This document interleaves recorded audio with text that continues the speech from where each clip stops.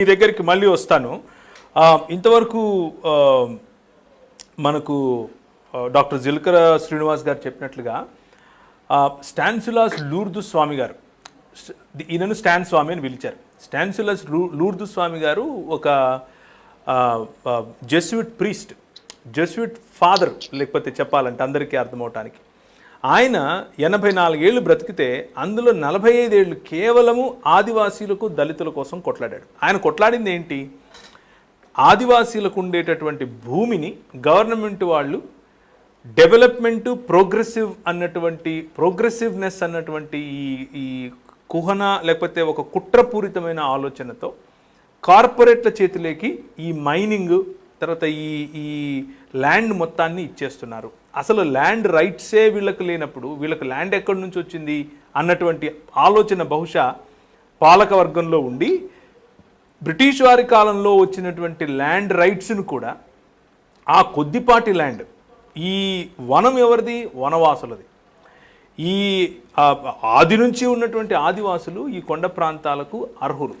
కానీ వాళ్ళ యొక్క హక్కును హరించి వేయటానికి కార్పొరేట్లను ముందుకు తీసుకొని వచ్చి వాళ్ళపైన లేకపోతే ఆ భూములను లాక్కునే సమయంలో ఈయన అడ్డు నిలిచి తన జీవితం మొత్తం కూడా వాళ్ళ కోసం పోరాడి ఏమాత్రము తప్పు చేయని వాళ్ళని తీసుకుపోయి వాళ్ళు జైల్లో వేస్తే జడ్జి సరే నీకు బెయిల్ ఇస్తాను పోయి 5,000 కట్టు అని అంటే 5,000 కట్టడానికి కూడా వాళ్ళ దగ్గర స్తోమత లేనటువంటి ఆదివాసీలు, దళితులు వీళ్ళ కోసం ఆయన పోరాడుతున్నాడు. కనీసము ఆయన 5,000 కట్టి బయటికి రాలేనటువంటి వ్యక్తిని దేశానికి వీళ్ళు ముప్పు అని చెప్పి UAPA చట్టం కింద అరెస్ట్ చేసి లోపలేస్తే ఈయన వాళ్ళ కోసం బెయిల్ కోసం ఇలాంటి కాజెస్ అంటే దళితుల కోసం, ఆదివాసీల కోసం, లోపల ఉన్నటువంటి క్రిమినల్ కేసులు వాళ్ళకి హియరింగ్ కూడా లేనటువంటి వాళ్ళ కోసం పోరాడితే వేరే దేశాల్లో ఉంటే ఇలాంటి వాళ్లకు భారతరత్న లాంటి అతి ఉన్నతమైనటువంటి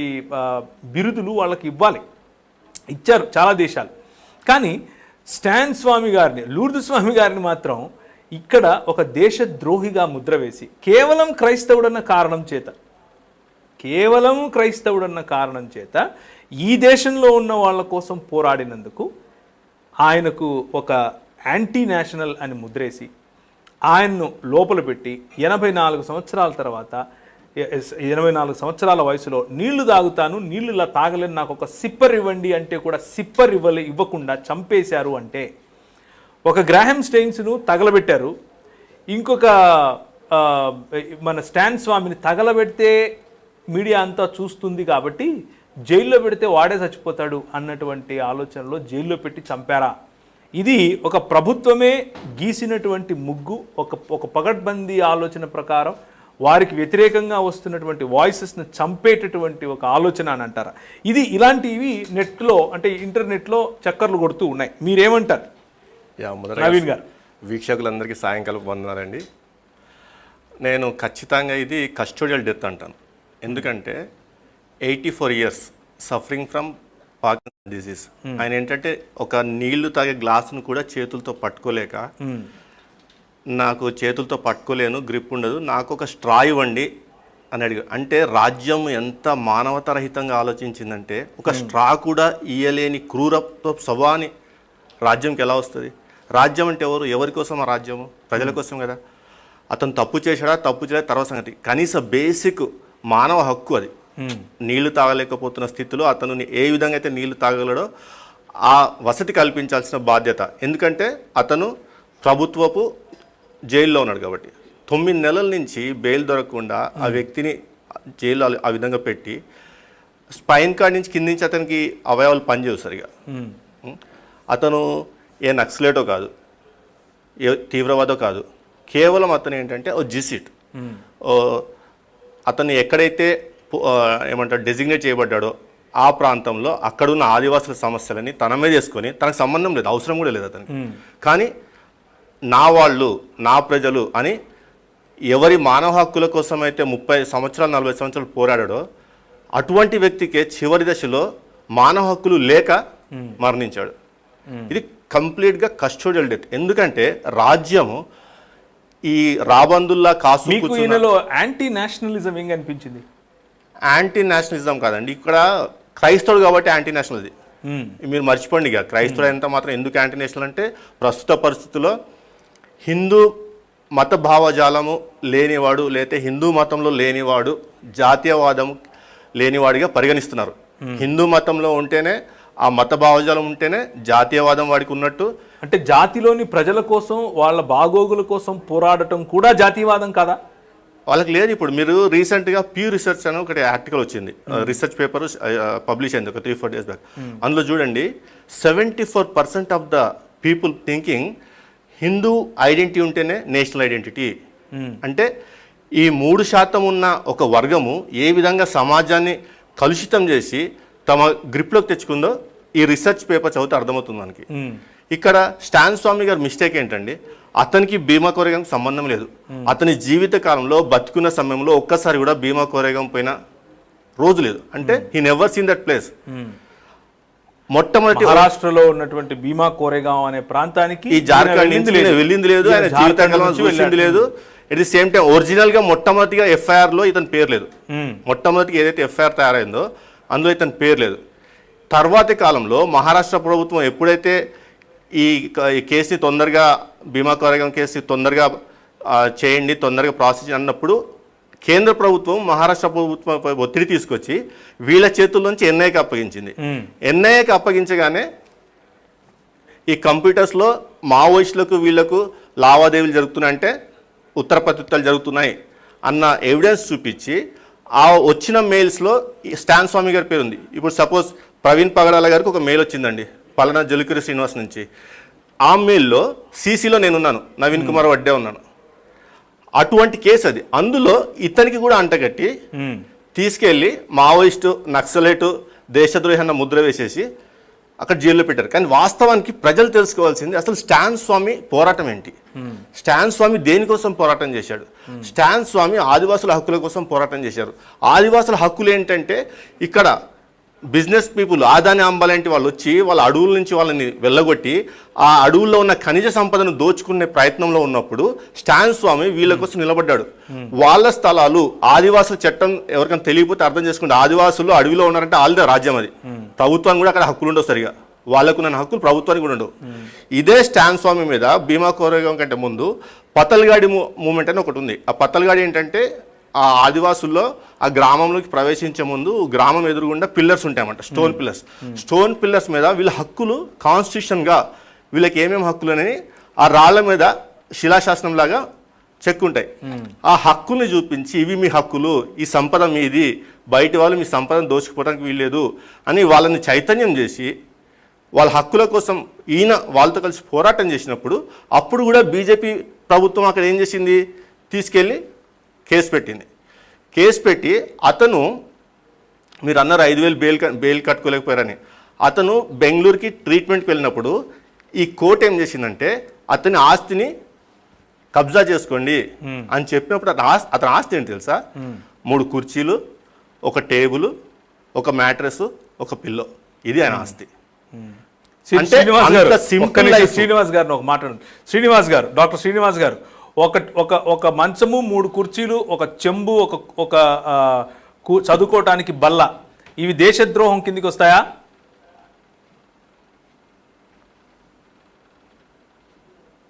శ్రీనివాస్ గారిది కనెక్షన్ కట్ అయినట్లుంది. మళ్ళీ ఆయనను లైన్లోకి తీసుకున్నప్పుడు మళ్ళీ ఇదే ప్రశ్న వేస్తాను, కంటిన్యూ చేయండి. సో మనం అర్థం చేసుకోవాల్సింది ఏంటంటే స్టాన్ స్వామి గారు అడవుల కోసం పోరాటం ఏంటి, అడవులు ఉంటే ఏంటి పోతే ఏంటి అన్న ఆలోచన వచ్చి ప్రజలకి. ఈ రోజు అడవులు కనుక మాయమవుతే భవిష్యత్ తరాలకు అసలు చరిత్రలో చదువుకోవాలి, హిస్టరీలో ఒకప్పుడు అడవులు ఉండేవి అంటే పర్యావరణానికి ఎంత.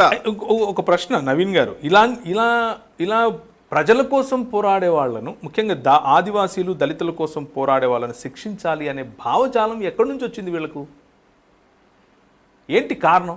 ఈ భావజాలము బ్రాహ్మణత్వంలోంచి వచ్చింది. వాళ్ళు ఏంటంటే పై 3 కులాలే, కింది వాడికి ఎటువంటి స్థానం లేదు. సంపద ఒక వర్గం దగ్గర ఉండాలా, అధికారం ఒక వర్గం దగ్గర ఉండాలా. ఈ 2 వర్గాలను కాపాడటానికి ఇంకొక వర్గం క్షత్రియ వర్గం. సో వీళ్ళు ఏంటంటే ఆ ఖనిజం అడవి సంపదను ఒక వర్గానికి గుత్తాధిపత్యంగా అప్పచెప్పాలని ప్రయత్నం. ఆ అప్పచెప్పే కార్యక్రమంలో అసలు సొంతదారులు ఎవరు, ఆదివాసులు. అసలు ఆ వ్యవస్థను లేరు కదా వీళ్ళకి స్థానము. సో వీళ్ళు వాళ్ళని మనుషుల కింద కూడా లెక్క కట్టకుండా వాళ్ళ స్థలాల నుంచి వాళ్ళని పారద్రోలి ఆ స్థలాల్లో ఉన్న ఆ ప్రాంతంలో ఉన్న ఖనిజాన్ని దోచుకొని సంపదను దోచుకోవటానికి ప్రయత్నం అది. ఇటువంటి ప్రయత్నంలో స్టాన్ స్వామిని ఒక దేశద్రోహి ఏ విధంగా ముద్ర వేయగలిగారంటే అతను చేస్తున్న పోరాటాన్ని పక్కకు తప్పించి అతనికి నక్సలైట్స్కి లింక్ ఏర్పాటు చేసి, అది కూడా 4 days back Arsenal consultancy US laboratory forensic రిపోర్ట్లో it was planted into the computer. అతని పేరు సురేంద్ర గాడ్లినా గారి కంప్యూటర్లో ఇది ప్లాంట్ చేశారు. రోనా విల్సన్ గారు, సురేంద్ర గారు. వాళ్ళకు వచ్చి 2 years నుంచి పదే అతని సిస్టమ్ మీద అటాక్ చేస్తూ మెయిల్స్ పంపిస్తూ ఏ మెయిల్ ఎప్పుడు ఓపెన్ చేశాడో ఇట్ వాస్ ప్లాంటెడ్. అందులో ఈ పేర్లు ఉన్నాయి, స్టాన్ స్వామి, సిసి. ఇట్లా ఉన్నందుకు అతన్ని overall core concept, core moment ఏది ఉందో అతని కోర్ మూమెంట్ని నిర్వీర్యం చేయడానికి అతన్ని ఐసోలేట్ చేశారు. ఫస్ట్ అక్కడి నుంచి ఐసోలేట్ చేసి ఇతనికి నక్సలైట్స్కి సంబంధం ఉంది, దేశద్రోహి ఈ ముద్ర వేసి ఇంకొక ముద్ర ఏం వేశారు, మత ప్రచారం చేస్తున్నాడు, ఆదివాసుల్ని మతం మారుస్తున్నాడు. అంటే చూడండి ఎంత చక్కగా ఐసోలేట్ చేసేసి యాక్చువల్ ఈయన పోరాటం ఏంటి, ఈయన ఎవరి హక్కుల కోసం పోరాటం చేశారు, ఒక మానవ హక్కుల కోసం పోరాటం చేసిన వ్యక్తిని ఒక నక్సలైట్గా, ఒక తీవ్రవాదిగా, ఒక దేశద్రోహిగా ముద్ర వేసి ఐసోలేట్ చేసేసి కనీసం తాగటానికి స్ట్రా ఇవ్వండి, స్ట్రా కూడా ఇవ్వలేని క్రూరత్వాన్ని అతని మీద ప్రదర్శించిందంటే అతని వల్ల ఈ రాజ్యానికి ఎంత నష్టం జరుగుతుంది, ఈ రాజ్యము ఎవరి చేతుల్లో ఉందో ఆ బిజినెస్ మ్యాన్స్కి ఎంత నష్టం జరుగుతుంది అన్న ఆలోచన చేయాలి మనం. సో ఈ సంయుక్త రాష్ట్రాలు అని ఏదైతే పిలుస్తాం, యునైటెడ్ నేషన్స్, దానికి సంబంధించినటువంటి ఇద్దరు రిప్రజెంటేటివ్స్ కూడా ఆయన మరణాన్ని చాలా సీరియస్గా తీసుకుంటూ స్టాన్ స్వామి లాంటి వాళ్ళను ఇలాంటి స్టేట్ నెగ్లిజెంట్ లేదా స్టేట్ ఇన్ఫోర్స్డ్ ఇది మర్డర్స్ కిందనే వాళ్ళు మాట్లాడుతున్నారు. సో మన భారతదేశం యొక్క పరువు ప్రతిష్టలు ఇటువంటి మన భారతదేశ ప్రజల కోసం పోరాడే వాళ్ళను మన సొంతంగా మన చేతుల ద్వారా జైళ్ళలో పెట్టి మరీ చంపుతున్నాము అని అంటే మనమే ఆలోచించాలి మనం ఎటువంటి దిశగా వెళ్తున్నాము. దాదాపు 6 నెలలైంది 2021 మొదలై. ఈ 6 నెలల్లో 154 ఇన్సిడెంట్స్, మేజర్ ఇన్సిడెంట్స్ అంటే 154 ఈ వయలెంట్ అంటే హింసతో కూడినటువంటి ఇన్సిడెంట్స్ భారతదేశంలో జరుగుతున్నాయి. ఇవి కేవలం వెలుగులోకి వచ్చినవి మాత్రమే, అసలు వెలుగులోకి రానివి వందల్లో వేలల్లో ఉంటాయి అన్నది ప్రజల యొక్క లేకపోతే సర్వే చేసే వాళ్ళ యొక్క అంచనా. అటువంటి వాటిల్లో ఒక భాగమే ఈ మరియమ్మ గారి పైన జరిగినటువంటి అఘాయిత్యం అనండి, స్టాన్ స్వామి గారిని చంపటం అనండి, ఇంకా ఎన్నో సంఘ చర్చిలను కూల్చివేయడం అనండి, లేకపోతే సోషల్ మీడియాల ద్వారా ఏదైతే ఈ కాన్ఫ్రంటేషన్ జరుగుతూ ఉందో, మీరు ఎస్సీలా మీ మీద మేము కంప్లైంట్ చేశాము, ఇలాంటివి కొక్కొల్లలు అవి ఇంతవరకు అసలు వెలుగులోకి రాదు. స్క్రీన్ మీద కనిపిస్తున్న నంబర్స్కు మీరు ఫోన్ చేయండి. ఫోన్ చేసి ఈ క్రైస్తవులపైన జరుగుతున్నటువంటి కర్కశ దాడులను గురించినటువంటి మీ అభిప్రాయం, మీ ప్రశ్న, లేకపోతే మీ మనసులో ఉన్నమాట చెప్పాలని అనుకుంటే ఫోన్ చేయండి. ఫోన్ లైన్స్ ఇప్పుడు ఓపెన్ చేస్తున్నాము. మీరు కాల్ చేసి మాకు మీ అభిప్రాయం తెలియజేయండి. శ్రీనివాస్ గారు ఒకవేళ వచ్చింటే కనుక నాకు శ్రీనివాస్ గారు వినిపిస్తోంది, మీరు వచ్చారా? వచ్చానండి. నేను ఇంతవరకు మీది డిస్కనెక్ట్ అయిన సమయంలో నేను ఒక ప్రశ్న వేశాను. ఒక చెంబు, ఒక టేబుల్, ఒక 2 కుర్చీలు, ఒక మంచం, ఇది స్టాన్ స్వామి గారి దగ్గర ఆయన ఇంట్లో దొరికినటువంటిది. తర్వాత ఆయన చనిపోతూ ఒక చిన్న కవిత రాశాడు. అందులో చీకటి పైన వెలుగు కమ్ముకుంటూ ఉంది, అలాగే భయం పైన ధైర్యం కమ్ముకుంటూ ఉంది, నా దేశంలో స్వాతంత్రమును ఇంగ్లీష్లో రాశారు, నేను నా సొంత తర్జుమా చెప్తున్నాను. స్వాతంత్రాన్ని నా దేశంలో విలసిల్లేలా చెయ్యి ప్రభువా, ఆమెన్ అని చనిపోయాడు ఆయన. ఇలాంటి వ్యక్తి దేశానికి ద్రోహం చేసేందుకు అవకాశం ఉందంటారా? స్టాన్ స్వామి గారు గొప్ప దేశభక్తుడు. ఆయన ఈ దేశ బాగు కోసం పోరాటం చేసినటువంటి వ్యక్తి. ఎందుకంటే జార్ఖండ్ లో ఉన్నటువంటి మినరల్స్, అవి ఆ ఖనిజ సంపద ఆదివాసులది, అటవీ సంపద ఆదివాసులది. ఆ ఆదివాసులందరూ కూడా ఈ దేశ భూమిపుత్రులు. అందుకని ఆయన ఒక మాట చాలా పదే పదే చాలా సార్లు చెప్పాడు, ఆయన రచనలో కూడా రాశాడు, ఇండిజీనియస్ ఆదివాసీస్ అన్నాడు ఆయన. సో ఈ మూలవాసులైన ఆదివాసుల సంపదని కొద్ది మంది పెట్టుబడిదారుల కోసము, కార్పొరేట్ కంపెనీల కోసము ఈ రాజ్యము, ఈ కేంద్ర ప్రభుత్వము అప్పచెప్పాలని ప్రయత్నం చేసినప్పుడు దానికి వ్యతిరేకంగా ఆయన పోరాటం చేశాడు ఒకటి. రెండోది, ఆదివాసి సంస్కృతిలో ఉన్నటువంటి అద్భుతమైన అందమైన మానవీయ విలువలని కాపాడడానికి, వాటి యొక్క గొప్పతనాన్ని తిరిగి సమాజానికి అర్థం చేయించటం కోసం ఆయన తన జీవితం మొత్తం ప్రయత్నం చేశాడు. కాబట్టి ఆయనని మించిన దేశభక్తుడు ఎవరు లేరు. ఆయనని చంపిన వాళ్ళే దేశద్రోహులు, ఆయన్ని చంపిన వాళ్ళు నరహంతకులు, దేశద్రోహులు. కారణం ఏంటంటే సుమారు 21 లక్షల ఎకరాల భూమిని, ఆదివాసుల భూమిని మైనింగ్ చేయడానికి బడా కార్పొరేట్ కంపెనీలకి అప్పగించాలని బీజేపీ ప్రభుత్వం, ఆనాడున్నటువంటి బీజేపీ, జార్ఖండ్ లో ఉన్న బీజేపీ ప్రభుత్వం ప్రయత్నం చేసింది. దాన్ని స్టాన్లీ స్వామి గారు చాలా తీవ్రంగా వ్యతిరేకించారు. అంతేకాదు ఆదివాసుల హక్కుల కోసం పోరాటం చేసే అమాయకులైనటువంటి వాళ్ళని, వేలాది మందిని రకరకాలైన కేసుల్లో జైల్లో పెట్టారు. ఇంతకు ముందు మన సోదరుడు నవీన్ చెప్పినట్టుగా బెయిల్ తీసుకునే ప్రాసెస్ ఏందో కూడా తెలియని వాళ్ళు, వాళ్ళ విముక్తి కోసం వాళ్ళని విడుదల చేయాలని మొత్తం ఒక 5-6 రాష్ట్రాల్లో ఉన్న ఈ ఖైదీలను విడుదల చేయడానికి ఆయన ఒక ఉద్యమాన్ని ప్రారంభించారు. ఆ ఉద్యమానికి ఒక లెజిటిమసీ దక్కింది, ప్రపంచవ్యాప్తంగా గుర్తింపు కూడా వచ్చింది. అందుకని ఈ బీజేపీ ఆర్ఎస్ఎస్ ని సపోర్ట్ చేసే అదానీ, అంబానీ, లక్ష్మీ మిట్టల్ లాంటి కంపెనీలకి నష్టం చేసే విధంగా వాళ్ళని దోచుకోకుండా, వాళ్ళు ఆదివాసులని దోచుకోకుండా ఈ స్టాన్ స్వామి అడ్డుపడుతున్నాడు కాబట్టి ఆయన్ని అడ్డు తొలగించుకోవటానికి ఒక కుట్ర చేసి తనకి ఏమాత్రం సంబంధం లేని భీమా కొరేగావు కేసులో ఇరికించారండి. అసలు ఈ భీమా కొరేగావు సంగతి కూడా మనం అర్థం చేసుకోవాలి. వాస్తవానికి చాలా శాంతియుతంగా భీమా కొరేగావులో జనవరి 1వ తారీఖున ఒక 2017వ సంవత్సరంలో ఒక అద్భుతమైన మీటింగ్ జరిగింది. దాని మీద కావాలని అక్కడ ఉన్నటువంటి ఆర్ఎస్ఎస్, బీజేపీకి సంబంధించినటువంటి వాళ్ళు, ఇంకా రకరకాలైనటువంటి ఆర్గనైజేషన్స్ కి, ఈ సనాతన ఫండమెంటలిస్టులు, సనాతన తీవ్రవాద సంస్థలు ఏవైతే ఉన్నాయో వాళ్ళ మీద దాడి చేశారండి వీళ్ళంతా వెళ్ళి. అంటే శాంతియుతంగా విజయోత్సవాన్ని జరుపుకుంటున్నటువంటి, శౌర్య దివస్ జరుపుకుంటున్నటువంటి వాళ్ళని జరుపుకొని వెనక్కి వస్తున్నటువంటి వాళ్ళ మీద దాడి చేసింది ఆర్ఎస్ఎస్ వాళ్ళు, బీజేపీ వాళ్ళు.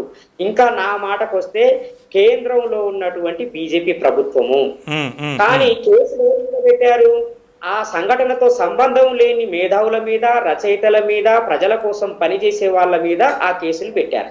వాళ్ళలో వరవర్రావు ఉన్నాడు, వాళ్ళలో ఆనంద్ తేల్తుమ్డే ఉన్నాడు, వాళ్ళలో హానిబాబు ఉన్నాడు. అంతకన్నా ముందే అసలు ఆల్మోస్ట్ 90% డిజేబుల్ అయినటువంటి సాయినాథ్ ని ఇప్పటి వరకు కూడా బయటికి రానియట్లేదు. సాయినాథ్ని కూడా అదే మహారాష్ట్ర జైళ్లలో బంధించారు. ఆయన 90% డిజేబుల్డ్ పర్సన్. సో వీళ్ళకి ఇక్కడ గమనించాల్సిన విషయం ఏంటంటే భీమా కొరేగావ్ ఉద్యమం అనేది అంబేద్కర్ ఐక్యకు సంబంధించిన ఉద్యమం. కేసులు పెట్టిందంతా కొద్దిగా లెఫ్ట్ లీనియన్ ఉన్నటువంటి వాళ్ళ మీద కేసులు పెట్టారు. ఇక వరవర్రావు కంటే ఆయన వామపక్ష భావజాలం ఉన్నది, నేను విరసం కార్యకర్తనని ఆయన చాలా స్పష్టంగా చెప్పుకున్నాడు. స్టాన్ స్వామి ఎప్పుడు అలా చెప్పుకోలేదు. స్టాన్ స్వామి దేవుని నమ్మాడు, స్టాన్ స్వామి చర్చి ఫాదరు, స్టాన్ స్వామి నేను నక్సలైట్ అని చెప్పుకోలేదు, కమ్యూనిస్ట్ అని చెప్పుకోలేదు, సోషలిస్ట్ అని కూడా చెప్పుకోలేదు. ఆయన మీద కూడా కేసులు పెట్టారు. ఇది ఎందుకు పెట్టారు ఇలా అని అంటే, దళిత మూవ్మెంట్ ని క్రిమినలైజ్ చేసి, ముఖ్యంగా భీమా కొరేగావ్ అనేది దేశవ్యాప్తంగా ఉన్న బహుజనులకి స్ఫూర్తిని, చైతన్యాన్ని ఇస్తున్నటువంటి ఒక హిస్టారికల్ ప్లేస్, ఒక హిస్టారికల్ పిల్గ్రిమేజ్ అది. అక్కడ జరిగే ఆ సమావేశాలన్నింటినీ ఒక నేర ప్రదేశాలుగా, నేర సభలుగా, నేరస్తుల సభలుగా చూపించి అక్కడికి వచ్చే వాళ్ళందరినీ ఆపేయాలని వాళ్ళు ఒక ప్లాన్ చేశారు. తద్వారా దేశవ్యాప్తంగా భీమా కొరేగావ్ స్తూపం ద్వారా వెలువడే చైతన్య కిరణాలని ప్రసరించకుండా ఆపేయాలని కుట్ర చేశారు. అందులో భాగంగా ఈ లెఫ్టిస్టు సంబంధాలు ఉన్నటువంటి వాళ్ళని అరెస్ట్ చేసి జైళ్లలో పెట్టారు. అది కూడా వయసు పైబడ్డ వరవర్రావు ఆల్మోస్ట్ 80 years ఉన్నాడు. ఆయన్ని మొన్నటిదాకా జైల్లో ఉంచారు. ఇప్పుడు కండిషనల్ బెయిల్ మీద అదే బొంబాయిలో ఆయన ఉన్నాడు బెయిల్ మీద బయటకు వచ్చి. మరి పార్కిన్సన్ వ్యాధితో మొత్తం చేతులు కాళ్ళు వణికిపోయేటువంటి వ్యాధితో బాధపడుతుండి ఇంకా రకరకాలైన సమస్యలు ఉన్నటువంటి స్టాన్ స్వామికి ఆల్మోస్ట్ ఒక 6-7 టైమ్స్ బెయిల్ రిజెక్ట్ చేసింది. బెయిల్ రిజెక్ట్ చేయమని పోలీస్ అధికారులు పిటిషన్ వేశారు, జైలు అధికారులు కూడా పిటిషన్ వేశారు. అంటే పోలీస్ అధికారులు, జైళ్ల వ్యవస్థ, ప్రభుత్వము ఎంత దుర్మార్గంగా ఎంత అమానవీయంగా ప్రవర్తిస్తున్నదో తెలుస్తున్నది ఒకటి. ఇక్కడే సేమ్ క్రుయాలిటీ మరియమ్మ మీద కూడా కనిపిస్తుందండి. మరియమ్మ దొంగతనం నేరం మీద పోలీస్ స్టేషన్ కి తీసుకెళ్లారు. ఒక మహిళ, ఆమెకి కనీసము ప్రోటోకాల్ కూడా పాటించలేదు. ఆమెను విచారించేటప్పుడు సీసీ కెమెరాలు పెట్టలేదు. అట్లాగే ఆమె కోసము ఒక లాయర్ ని తీసుకొచ్చి ఆ లాయర్ సమక్షంలో విచారణ జరపలేదు. ఆయన ఆ బాలశౌరి అనేట ఆయన ఆ పాస్టరు, ఆయన మరి బిషప్ ఎవరు ఆయన ఇచ్చినటువంటి కంప్లైంట్, ఆయన ఇచ్చినటువంటి డబ్బులు తీసుకొని ఆ పోలీసులు ఒక దళిత మహిళ అయినటువంటి మరియమ్మని విపరీతంగా కొట్టారు. ఆయన కొడుకు నడుముని చితగొట్టారు. ఆయన నిలబడి నడవలేనటువంటి పరిస్థితి కల్పించారు. ఇక్కడ పోలీస్ బ్రూటాలిటీ అంటే పోలీసు ఏ విధంగా దళితులతో డీల్ చేస్తున్నది, దళితులు, గిరిజనులు, బీసీల కోసం పనిచేసేటువంటి మేధావులు, కొద్దిగా మానవీయమైనటువంటి ఆలోచన కలిగిన వాళ్ళతోటి బిహేవ్ చేస్తున్నది, ఎట్లా డీల్ చేస్తున్నదో గమనించితే దీని క్రుయాలిటీ అర్థమవుతుందండి. ఇంతకుముందు మీరు ఒక చక్కటి ప్రశ్న వేసిర్రు. ఒక కుర్చీ, ఒక పుస్తకాల టేబుల్, తర్వాత ఏదో బట్టలు, ఇంత గిన్నె ఇలాంటివి ఉంటే దేశద్రోహి అవుతాడు, ఆయన ప్రాపర్టీ. నేనేమంటున్నా అంటే హిస్టారికల్ గా మనువాదము బౌద్ధాన్ని కూడా అదే విధంగా నాశనం చేసింది. బౌద్ధ సన్యాసులకు ఎవరికి కూడా ఆస్తి లేదు. వాళ్ళు భిక్షమెత్తుకునే ఒక భిక్ష పాత్ర, ఒక జత బట్టలు, తర్వాత వాళ్ళు ఏదైనా పడుకోవడానికి ఒక చాప లాంటి వస్తువు తప్ప మరి ఏమీ లేనటువంటి వాళ్ళని లక్షల సంఖ్యలో ఊచకోత పోయించారు. ఇదే శంకరాచార్యుడు కేరళ నుండి కాశ్మీర్ వరకు పాదయాత్ర చేసి అనేక మంది రాజులని రెచ్చగొట్టి, దాంట్లో శూద్ర రాజులు కూడా ఉన్నారు, ఆ రాజులని రెచ్చగొట్టి బౌద్ధ సంఘారామాల మీద దాడి చేయించి లక్షలాది మందిని చంపించారు. కాబట్టి ఎవరికి హాని చేయని వాళ్ళు, వ్యక్తిగతంగా ఆస్తిపాస్తులు లేని బౌద్ధ సన్యాసుల్ని చంపినటువంటి మనువాద తీవ్రవాదులకి వారసులుగా వచ్చిందే ఈ బీజేపీ, ఆర్ఎస్ఎస్. అదేవిధంగా చర్చి పాస్టర్లకి కూడా ఎట్లాంటి ఆస్తిపాస్తులు ఉండవండి. నన్సుకు కూడా ఎట్లాంటి ఆస్తిపాస్తులు ఉండవు. వాళ్ళు నిజంగా ప్రజల్ని ప్రేమించి సంఘం కోసం, సమాజం కోసం బతికేటువంటి వారు. ఎక్కడో తిరుచులో పుట్టినటువంటి స్టాన్ స్వామి అంత దూరం వెళ్ళి జార్ఖండ్లో ఉన్న అడవి ప్రాంతంలో ఉన్న ప్రజలకి సేవ చేశాడు. అక్కడ ఆయన ఏమి ఇల్లు కట్టుకోలేదు, ఆయన వ్యక్తిగత ఆస్తి సంపాదించుకోలేదు. కానీ ఈ దేశంలో దేశభక్తి పేరు మీద ఒకవైపు కరోనా పేరుతో లక్షల మంది చచ్చిపోతూ ఉంటే, ఆసుపత్రుల్లో ఫీజులు కట్టలేక వాళ్ళు ఉన్న పొలాలు, ఇళ్ళు, నగలు తాకట్టు పెట్టి ఆసుపత్రుల్లో డబ్బులు కడుతూ ఉంటే, మరొక వైపు ఈ దేశంలో ఆదాని ఆస్తులు ఆల్మోస్ట్ 200% పెరిగాయండి. ప్రపంచ కుబేరుల జాబితాలో చేరిపోయాడు అనిల్ అంబానీ. అదేవిధంగా ఆస్తులు సంపాదించాడు. ఇక్కడ ఉన్నటువంటి రెడ్డి ల్యాబ్స్ ప్రపంచ కుబేరుల జాబితాలో చేరింది. మరి ఒకవైపు ప్రజలు కరోనా పేరుతోటి, కరోనా సోకి ఎలా పేదరికంలోకి వెళ్ళిపోయారు. అదే సమయంలో కొద్ది మంది నరేంద్ర మోడీ ప్రభుత్వానికి సన్నిహితంగా ఉండేటువంటి వ్యాపారులు మాత్రము లక్షల కోట్లు ఎలా సంపాదించారు. ఈ దేశ ప్రజల సంపదని దోచుకోవడం ద్వారా, వాళ్ళ ఆరోగ్యాన్ని దోచుకోవడం ద్వారా, వాళ్ళ వనరుల్ని దోచుకోవడం ద్వారా వీళ్ళందరూ సంపన్నులయ్యారు. ఆ సంపన్నుల కోసమే ఈ నరేంద్ర మోడీ ప్రభుత్వం పనిచేస్తున్నది. ప్రజల్ని దోచుకునేటువంటి వాళ్ళని కాపాడే ఈ ప్రభుత్వము ప్రజల్ని కాపాడడం కోసం పనిచేసే వాళ్ళని దేశద్రోహులుగా ముద్ర వేసి ప్రచారం చేస్తున్నారు. సో శ్రీనివాస్ గారు, డాక్టర్ శ్రీనివాస్ గారు, మీరు కూడా ఒక కాజ్ తీసుకుని పనిచేస్తున్నారు. మీరు కూడా ఒక కాజ్ తీసుకుని ప్రతి గ్రామంలో ఉన్నటువంటి గ్రామ శివార్లలో నివసించేటటువంటి దళిత వాడలకు ప్రత్యేక గ్రామము అన్నటువంటి గుర్తింపిస్తే మా డెవలప్మెంట్ మేము చేసుకుంటాం, మధ్యలో నీదేంది అని మీరు కూడా ప్రశ్నిస్తున్నారు. అలాగే దళితుల కోసం గలం విప్పేటటువంటి వాళ్ళు కొందరు ఉన్నారు. సో ఇప్పుడు నెక్స్ట్ నంబర్ మీలాంటి వాళ్ళదేనా? కావచ్చు అండి, మాలాంటి వాళ్ళదే కావచ్చు, మీలాంటి వాళ్ళది కూడా కావచ్చు. ఎందుకంటే ప్రజల కోసం పనిచేసే వాళ్ళు, అంబేద్కర్ ఐడియాలజీ కోసం పనిచేసే మనలాంటి వాళ్ళందరూ, అంటే జర్నలిస్టుల్ని కూడా వాళ్ళు వదిలిపెట్టలేదండి. అంతెందుకు ఆ గుజరాత్ గోధ్రా ఊచకోతలో నరేంద్ర మోడీ ఇన్వాల్వ్మెంట్ ఉన్నది అని చెప్పి ఒక పోలీస్ ఆఫీసర్ గట్టిగా నిలబడ్డందుకు వ్యక్తిని ఈ రోజు మహేష్ భట్ ఆయన పేరు, ఆయన జైల్లో పెట్టారు గత 5-6 సంవత్సరాలుగా. అవును అవును, వాళ్ళ కూతురు ఇప్పుడు కూడా ఇంటర్నేషనల్ గా పోరాడుతోంది. అవును, వాళ్ళ అతని భార్య, అతని కూతురు ఇద్దరు పోరాటం చేస్తున్నారు. మనం కూడా అతనికి సంఘీభావంగా ఉన్నాం. కాబట్టి ఒకరు ఇద్దరు అనేది ఎవరు లేరు, వాళ్ళు వీళ్ళు అనేది తేడా లేదు. వారు ఎవరైనా సరే ఈ ఆర్ఎస్ఎస్ బీజేపీ ఆలోచనకి విరుద్ధంగా ఎవరుంటే వాళ్ళని అరెస్ట్ చేసి జైల్లో పెడుతున్నారు.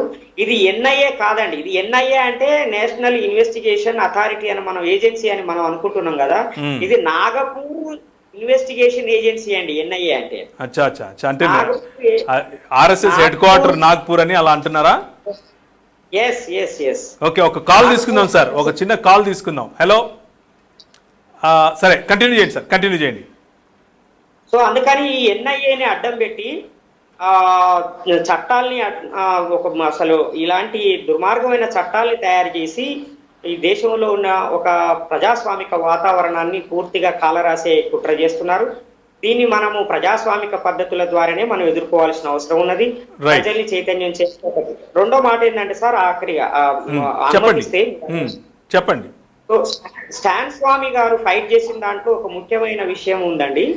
అదేంటంటే అది ఏజెన్సీ ప్రాంతంలో కేంద్ర ప్రభుత్వం కావచ్చు, రాష్ట్ర ప్రభుత్వం కావచ్చు, ఏదైనా సరే ఒక డెవలప్మెంట్ ప్రోగ్రామ్ ని ఇంప్లిమెంట్ చేయాలి అని అంటే ఆదివాసీ పంచాయతీల అనుమతి తీసుకోవాలండి. కానీ నరేంద్ర మోడీ అధికారంలోకి వచ్చిన తర్వాత 2015వ సంవత్సరంలో ఒక అమెండ్మెంట్ చేశారు.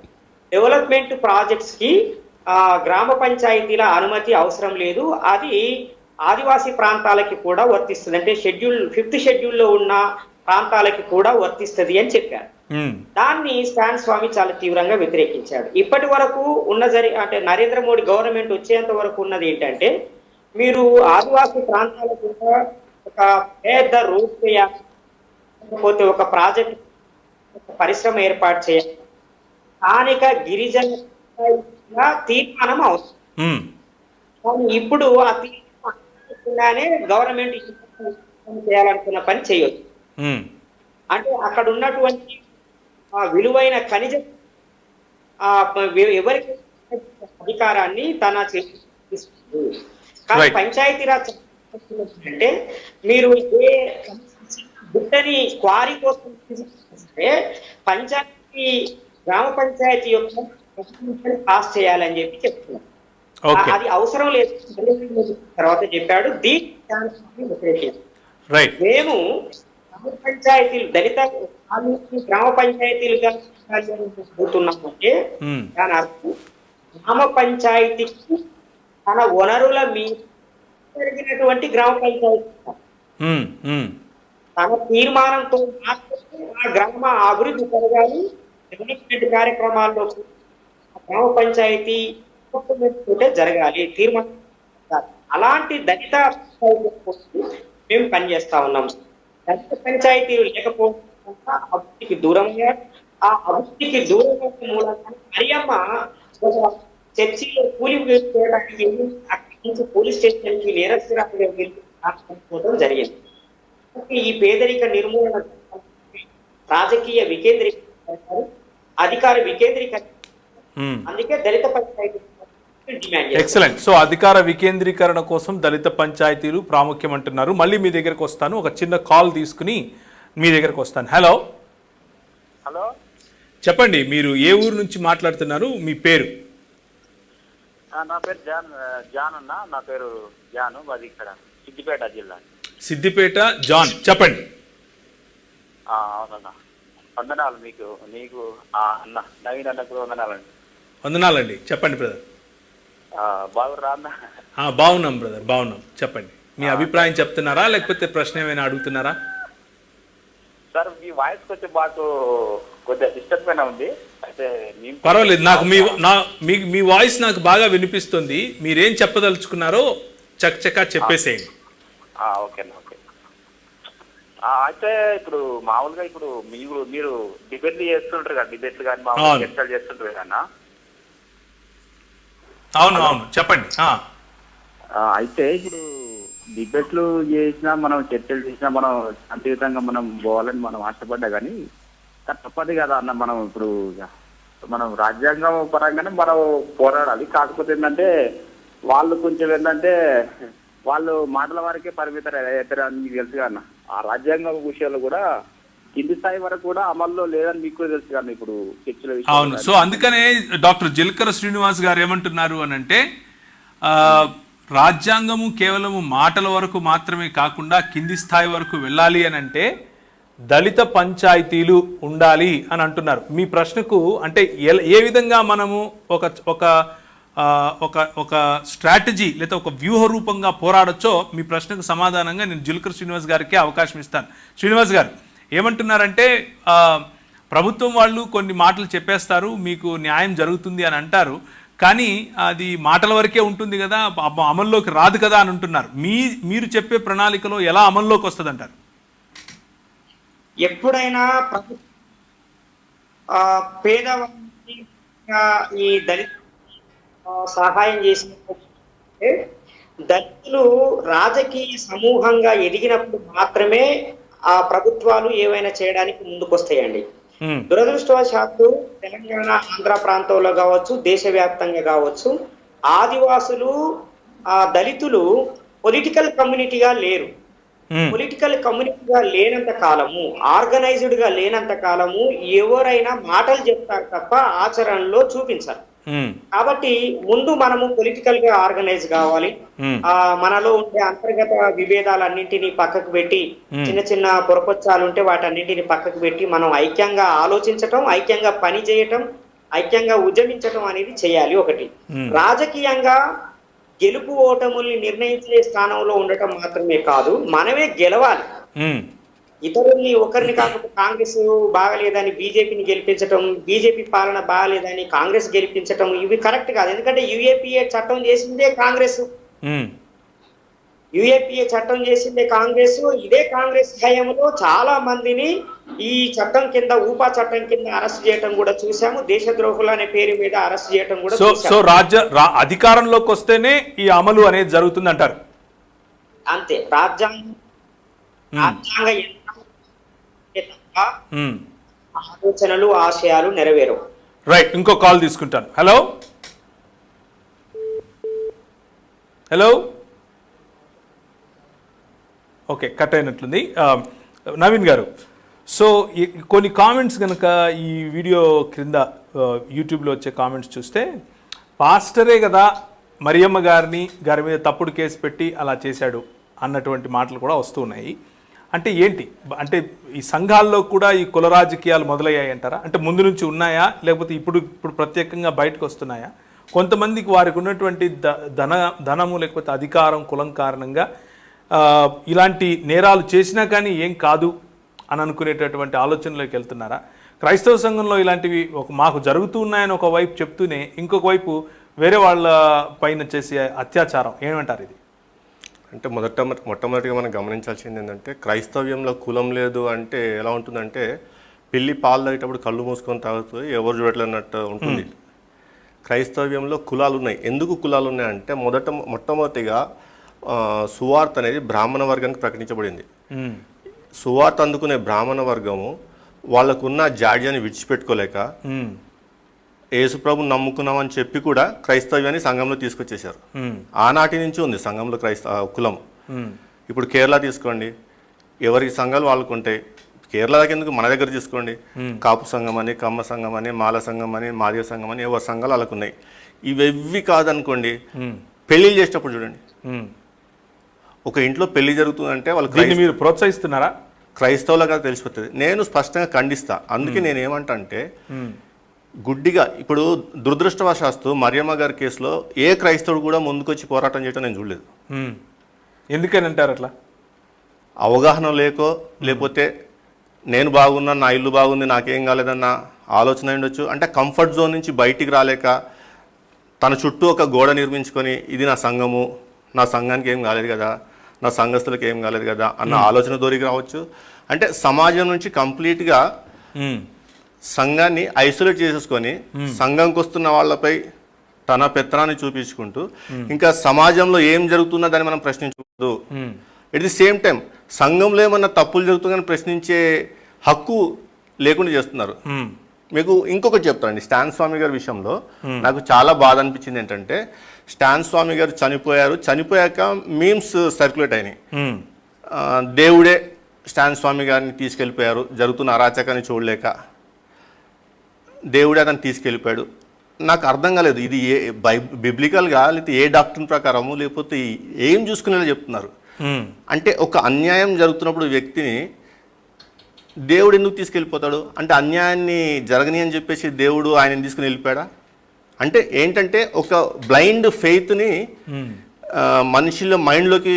మొత్తానికి కులం అనేది తప్పంటారా ఒప్పంటారా? సంఘం మీ సంఘంలో ఉంటే తప్పండి. దాని కారణంగా ఈరోజు మరియమ్మ గారు తక్కువ కులానికి చెందింది కాబట్టి ఆమె గురించి పెద్దగా పట్టించుకోరా? ఇక పట్టించుకోవటం కాదు, నాకు ఇంకొక ఆశ్చర్యకరమైన విషయం ఏంటంటే, ఆమె దళిత వర్గానికి చెందిన ఆమె ఓకే, కానీ ఆ సంఘంలో ఇంకా వేరే దళితులు ఎవరు లేరా? వాళ్ళు కూడా పట్టించుకోరా? వాళ్ళు కూడా పట్టించుకోవట్లేదు కదా. రైట్, ఒక కాల్ తీసుకుందాం. హలో హలో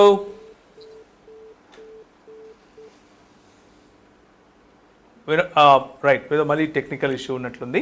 ఇప్పుడు క్రైస్తవ్యంలో నుండి బయటికి వెళ్ళిన వారు ఇదే చెప్తున్నారు, ఇది ఉంది కాబట్టి మేము క్రైస్తవాన్ని విడిచిపెట్టి నాస్తికులుగా ఉంటున్నాం. వాళ్ళు వచ్చి ఇప్పుడు మరియమ్మకి అండగా నిలబడుతున్నారు. కానీ దళిత క్రైస్తవులు ఎవరు కూడా వెళ్ళి, ఎన్నో సంఘాలు ఉన్నాయి క్రైస్తవ సంఘాలు, దళిత క్రైస్తవ సంఘాలని, ఆ దళిత పదము యేసుప్రభు పేరు ఉపయోగించుకొని పెట్టిన సంఘాలు చాలా ఉన్నాయి.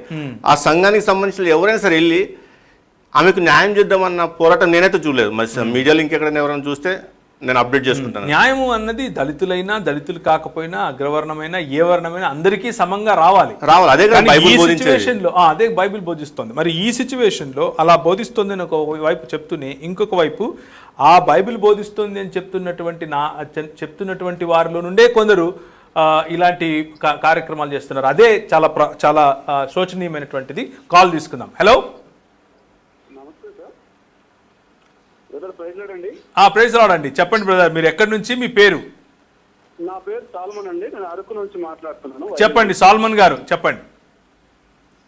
అదే నా క్వశ్చన్ ఏమిటంటే, నేను షెడ్యూల్ ట్రైబ్ని.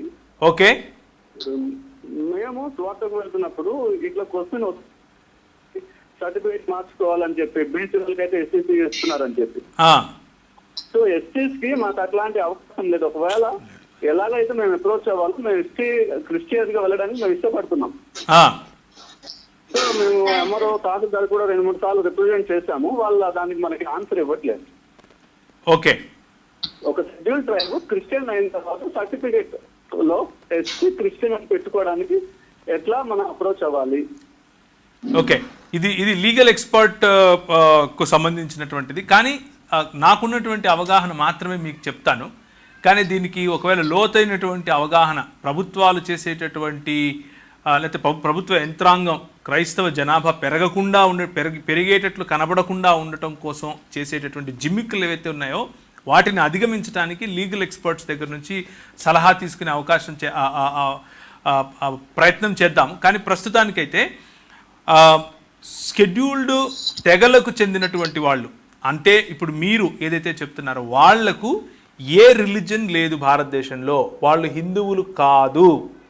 భారతీయ రాజ్యాంగం వారిని భూమిపుత్రులుగా స్థానికులుగా గుర్తిస్తుంది. వాళ్ళు ఏ మతమైనా తీసుకోవచ్చు, ఏ మతంలో అయినా ఉండొచ్చు, వాళ్ళ ఇష్టం. వాళ్ళ భూమిని వాళ్ళే కొనాలి, వేరే వాళ్ళు కొనడానికి వీల్లేదు. ఇలాంటి ప్రొటెక్షన్ మీకు ఉంది కాబట్టి మీరు క్రైస్తవులుగా మీరు దర్జాగా చెప్పండి, ఏ ప్రాబ్లం లేదు. ఈ సమస్య ఉన్నది కేవలము షెడ్యూల్డ్ కులాలకు చెందినటువంటి వాళ్ళకే, కానీ షెడ్యూల్డ్ తెగలకు ఉన్నటువంటి వాళ్ళకి ఏ సమస్య లేదు. కాబట్టి మీరు నిర్భయంగా క్రైస్తవుడు అని చెప్పండి. ఆ సర్టిఫికేట్ ఇవ్వడం కోసం మీరు వెళ్ళి స్థానికంగా ఉన్న విఆర్ఓ ద్వారా ఎంఆర్ఓ ఆఫీసును కలవండి. ఇవ్వకపోతే ఏం చేయాలి అన్నది దయచేసి ఇప్పుడు నా దగ్గర సమాధానం లేదు. నిజానికి సమాధానం ఉంది, అది ఇప్పుడు ఇలా చర్చించేది కాదు. దాని గురించి తర్వాత మనం మాట్లాడదాం. కానీ మీరు మాత్రం దర్జాగా క్రైస్తవుడు అని చెప్పుకోవటానికి ఏ ఇబ్బంది లేదు. నేను ఇదే ప్రశ్నను మళ్ళీ ఒకసారి శ్రీనివాస్ గారి దగ్గర కూడా సమాధానం తీసుకుంటున్నాను. జులకర్ శ్రీనివాస్ గారు, డాక్టర్ శ్రీనివాస్ గారు మీరేమంటారు? ఒక షెడ్యూల్డ్ తెగకు చెందినటువంటి వారు క్రైస్తవుడు అని ఆన్ పేపర్ మాకు కావాలి అని అంటే కూడా ప్రభుత్వ యంత్రాంగం సిద్ధపడి ఇచ్చేటట్లుగా కనబడట్లేదు. వీళ్ళు మాత్రమే కాదు, షెడ్యూల్డ్ కులాలకు చెందినటువంటి వాళ్ళ గురించి కూడా ఇదే సమస్య. చాలామంది ఎంఆర్ఓ ఆఫీసులకు వెళ్ళి మాకు కావాలి అని అంటే ఇవ్వడానికి ఇవ్వరు, తిప్పించుకుంటారు తప్ప ఇవ్వరు. ఒకవైపు ఏమో సెల్ ఫోన్లు పట్టుకుని నువ్వు ఎస్సీ కదా, నేను కలెక్టర్కి చెప్తాను. అది అంటే ఉద్యోగాలు ఉన్నోళ్లే మారాలా బీసీసీగా? ఉద్యోగాలు ఉన్నోళ్లే ఎస్సీ అన్నటువంటి కేటగిరీ పోగొట్టుకోవాలా? మిగిలిన వాళ్ళు ఎవరికి ఇవ్వరా? మిగిలిన వాళ్ళు చాలా కొన్ని వేల మంది సంఖ్యలో వెళ్ళి మాకు కావాలి అని అంటే ఎందుకు ఇవ్వట్లేదు? ఈ ప్రభుత్వాన్ని ఈ ప్రభుత్వాన్ని ప్రశ్నించే హక్కు మనకు లేదంటారా? ఎందుకని మాకు మీరు ఇవ్వట్లేదు? మేము రేపు ఒక 20,000 మందిని తీసుకొస్తాం హైదరాబాద్కు, మీరు ఇస్తారా? చెప్పండి, మీరేమంటారు? ఈ ప్రశ్నకి ఆన్సర్ చేసే ముందు ఒక చిన్న విషయం అండి. ఒక్క నిమిషం అండి, ఒకే ఒక్క నిమిషం ఒక కాల్ తీసుకుంటాను, మళ్ళీ ఇబ్బంది కాకుండా. హలో హలో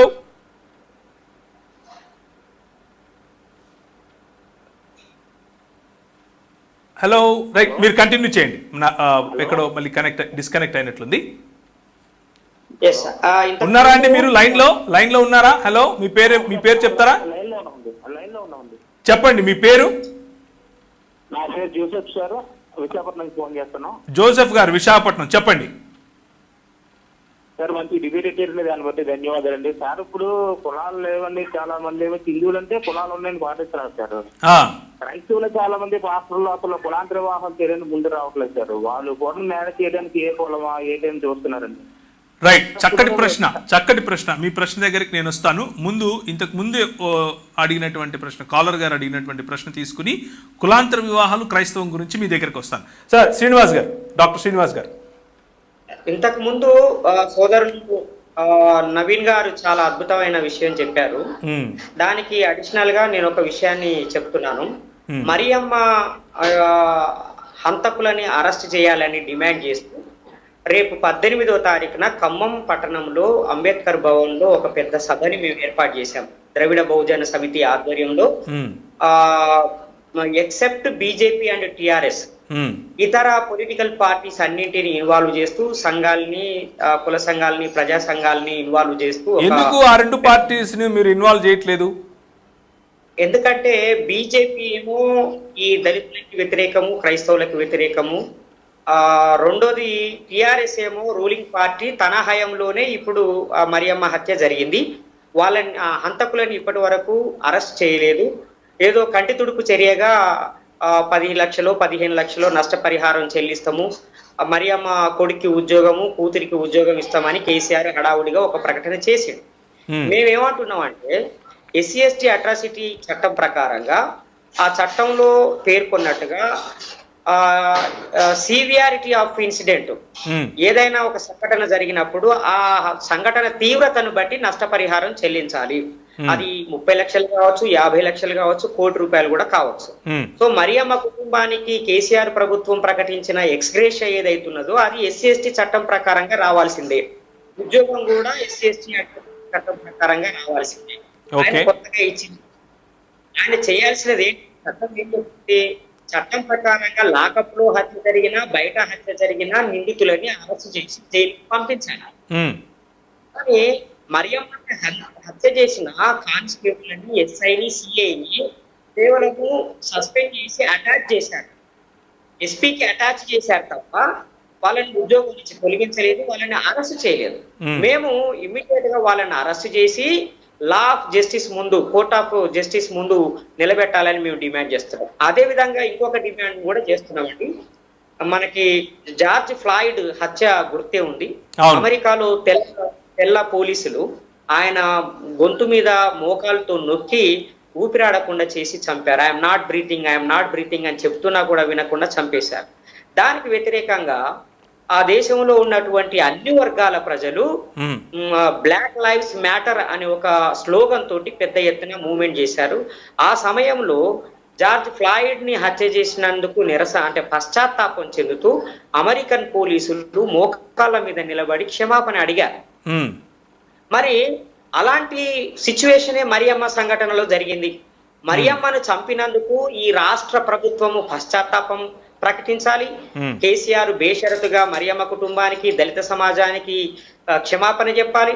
అదే విధంగా పోలీస్ అధికారి డీజీపీ మా పోలీస్ డిపార్ట్మెంట్ తరఫున జరిగిన ఈ తప్పిదానికి మమ్మల్ని మన్నించండి, మమ్మల్ని క్షమించండి అని మోకాళ్ళ మీద నిలబడి దళిత సమాజాన్ని, మరియమ్మ కుటుంబాన్ని వేడుకోవాలి. ఈ డిమాండ్లతోటి మేము ఆ మీటింగ్ పెడుతున్నాం. అదేవిధంగా బాలశౌరి ఎవరైతే కంప్లైంట్ చేశాడో, ఫాల్స్ కంప్లైంట్ చేశాడో ఆ వ్యక్తి మీద హత్యానేరం మోపి ఆయనని అక్యూజ్డ్ 1గా పెట్టాలి అని మా డిమాండ్. ఎందుకంటే ఆయన ఒక తప్పుడు కేసు పెట్టారు. ఎంత భయంకరంగా కొట్టారంటే మా ప్రవీణ్ గారు, అసలు ఆమెకి అంత కొట్టిన 35-40 కిలోలు ఉండదు. మరియమ్మ 40 ఏళ్ళ వయసు ఉంటది కావచ్చు. ఆమె మీద సుమారు 20-30 కర్రలు విరిగిపోయాయి ఆమె ఒంటి మీద. వాళ్ళ కొడుకు మీద ఆల్మోస్ట్ ఒక కట్ట అంటే ఒక మోపెడు కర్రలు విరిగిపోయాయి అందరు ముందట. అంత దుర్మార్గంగా కొట్టినా సరే వాళ్ళకి ఆ ₹1,00,000 ఏవైతే వాళ్ళు పోయినాయి అని చెప్పారో, 1,00,000-2 లక్షలు ఇంతవరకు కూడా రికవర్ చేయలేకపోయారు పోలీసులు. అంటే కాబట్టి ఆ ఫేక్ కేసు పెట్టిన వాళ్ళని, కేసు పెట్టిన బాలశౌరి ఆయన క్రిస్టియన్ అయినా ఎవరైనా సరే ఆయన్ని అరెస్ట్ చేయాలనేది మన డిమాండ్. ఇంకో కాల్ తీసుకుంటాను సార్, ఇంకొక కాల్ తీసుకుంటాను. హలో హలో హలో, ఎవరైనా ఉన్నారండి కాల్లో?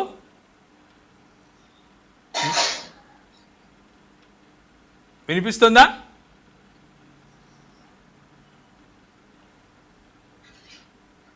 రైట్, ఒకవేళ వారికి వినిపించినట్లేదు.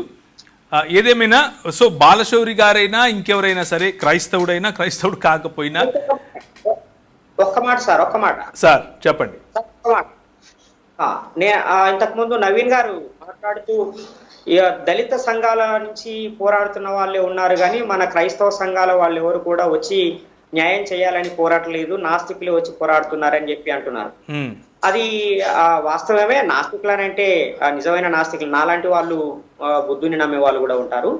నేను ఏమంటున్నానంటే, దళితులు చచ్చిపోయినప్పుడు క్రైస్తవులే కాదు ఇతరులు కూడా ఎందుకు రెస్పాండ్ అవ్వట్లేదు? జార్జ్ ఫ్లాయిడ్ చంపినప్పుడు తెల్లవాళ్లు పోరాటం చేశారు, హిస్పానియన్స్ చేశారు, ఆఫ్రికన్ అమెరికన్స్ కూడా అక్కడ పోరాటం చేశారు, రెడ్ ఇండియన్స్ కూడా పోరాటం చేశారు జార్జ్ ఫ్లాయిడ్ కుటుంబానికి న్యాయం చేయాలని. మరి ఇండియాలో ఉన్నటువంటి బీసీలు కావచ్చు, ఇతర కులాల వాళ్ళు కావచ్చు ఎందుకు పోరాడట్లేదు? ఎందుకనంటే దళితుల ప్రాణాలు విలువలేనివి, వాళ్ళ చావు విలువలేనిది. అంటే వాళ్ళు చచ్చిపోయినా ఏం కాదు, పెద్దగా వచ్చే నష్టమేమి లేదు అంటారా? నష్టమేం లేదు. అది ఒక జనరలైజ్డ్ ఫామ్ గా మారిపోయింది. వాళ్ళని తిట్టడం తప్పేం కాదు, కొట్టడం తప్పేం కాదు, చంపిరా జరుగుతూనే ఉంటాయి లేండి అని ఒక ఉదాసీనత అనేది వచ్చేసింది. ఆ ఉదాసీనత కేవలం కులం కారణంగానే వచ్చింది. అదే మీరు ఏదైనా ఒక రెడ్డి క్రైస్తవుని మీద దాడి చేసి చూడండి, వెంటనే దేశం అంతా ఒక ఉద్యమం మొదలవుతుంది. క్రైస్తవులు ప్రమాదంలో ఉన్నారనే ఉద్యమం మొదలవుతుంది. ఒక కమ్మ బిషప్ ని కొట్టి చూడండి, వెంటనే ప్రపంచం అంతా అలర్ట్ అయిపోతుంది. కానీ దళిత క్రైస్తవుల్ని కొడితే, చంపితే వాళ్ళకి విలువ లేదు, వాళ్ళ చావులకి విలువ లేదు. వాళ్ళ చావులకి బయట వాళ్ళలోనే కాదు, తన సొంత కులంలో కూడా విలువ లేదండి. ఎంత ప్యాసివ్ అయిపోయారంటే మన దళిత సమాజం, తిట్టినా, కొట్టినా, చంపినా అలవాటు పడిపోతున్నారు. ఇది అత్యంత బాధాకరమైన విషయం. కాబట్టి మనం వాళ్ళని సెన్సిటైజ్ చేయాల్సిన అవసరం ఉంది. దళితుల్ని సెన్సిటైజ్ చేయాలి. ఇప్పుడు మీ మీద జరుగుతున్న ఈ దాడులకి మీరే ప్రతిస్పందించాలి అని ఒక సెన్సిటైజేషన్ చేయాల్సిన అవసరం ఉన్నది. క్రైస్తవ సమాజాన్ని మరింత సెన్సిటైజ్ చేయాలి, దాంట్లో దళిత క్రైస్తవుల్ని మరింత సెన్సిటైజ్ చేయాల్సిన అవసరం ఉన్నది అనేది నా అభిప్రాయం. Right right. నవీన్ గారు ఇక్కడ కూడా ఈ అంటే ఇఫ్ ఐఎమ్ రాంగ్ అన్న కరెక్ట్ మీ, ఈ బాలశౌరి అన్న అతను కమ్మ సామాజిక వర్గానికి చెందినవాడు గాను, ఆ ఎస్ఐ ఎవరు ఉన్నారు అతను కూడా కమ్మ సామాజిక వర్గానికి చెందినవాడు గాని నాకున్న ఇన్ఫర్మేషన్, మరి గ్రౌండ్ లో వర్క్ చేస్తున్నారు కాబట్టి శ్రీనివాసన్ గారికి తెలగ కమ్యూనిటీ, అది ఉత్తరాంధ్ర ప్రాంతం నుంచి వచ్చినటువంటి ఒక తెలగ BCD కిందకి వస్తారండి ఆయన. ఓకే. సో అక్కడ ప్రచారం ఏంటంటే అతను ఒక అగ్రకులానికి చెందినవాడు, సో ఈమెకు న్యాయం దొరకట్లేని ప్రచారం చేస్తున్నారు కానీ అసలు వాస్తవంగా గ్రౌండ్లోకి వెళ్ళి ఇప్పుడు ప్రొటెస్టెంట్స్ అంటే పక్కన పెట్టండి, దే ఆర్ నాట్ ఆర్గనైజ్డ్, ఎవరి రాజ్యం వాళ్ళది. క్యాథలిక్స్ అనుకోండి, ఇట్ ఈస్ ఆర్గనైజ్డ్. ఇది క్యాథలిక్ అదే అన్న, ఇట్ ఈస్ ఆర్గనైజ్డ్ బాడీ. వాళ్ళలో కూడా అసలు ఎవరు స్పందించట్లేదు. ఆయన 2 లక్షలు డబ్బులు పోయినాయని కేసు పెట్టగానే వీళ్ళు అసలు ఎందుకు అరెస్ట్ చేస్తున్నారు ఏంటి అనేది నాకు బొజ్జా తారకం గారు గుర్తుకొచ్చారు ఈ విషయంలో. బొజ్జా తారకం గారు పోలీసులు అరెస్ట్ చేస్తే ఒక చిన్న బుక్ 70 రూపాయలే ఉంటుంది.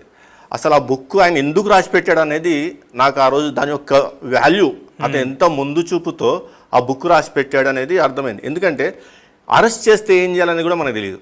ఇప్పుడు పోలీసులు వచ్చి రా అంటే వెళ్ళిపోతాం భయపడి. అంటే అంత అవగాహన లోపంతో ఉన్నాం కాబట్టి ఇలా రాచకాలు మన మీద సాగుతున్నాయి. ఇప్పుడు ఒకడు వచ్చి ఆపుతాడు, బండి మీద వెళ్తున్నామని నీ కులం ఏంటి అని అడుగుతున్నాడు. ఇట్ ఈస్ బేసిక్ ఫండమెంటల్ డ్యూటీని వాడు విస్మరిస్తున్నాడు. Article 51A basic fundamental duty అట్లాంటి ప్రశ్న వేయడానికి లేదు. He has to oblige to the బ్రదర్లీహుడ్.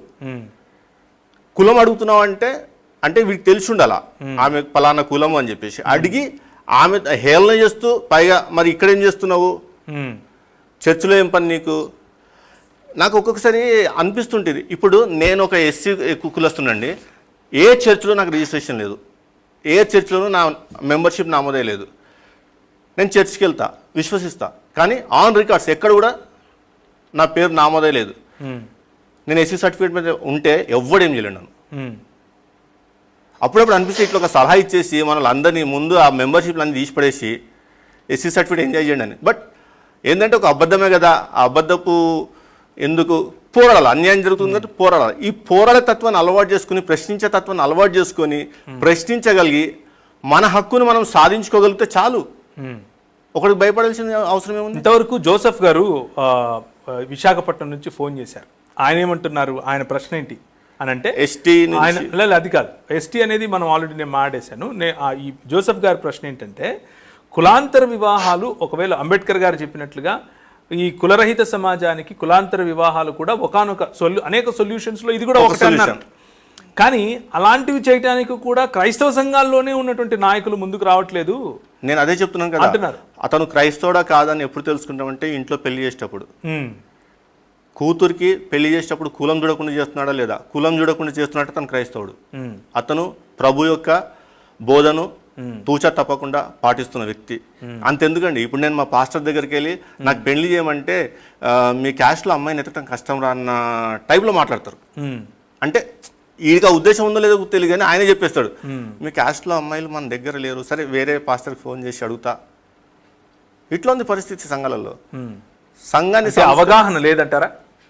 అవగాహన అంటే ఎక్కువ అయిపోయిందంటారా? అవగాహన ఎక్కువ. ఇప్పుడు ఆ వెళ్తున్న సంఘస్థులు కూడా ఒక బానిసత్వంలోకి వెళ్ళిపోయారు అనిపిస్తుంది. ఇప్పుడు బాలశౌరి గారి సంఘం ఉంది, క్యాథలిక్ సంఘము, ఈమె దళిత మహిళ.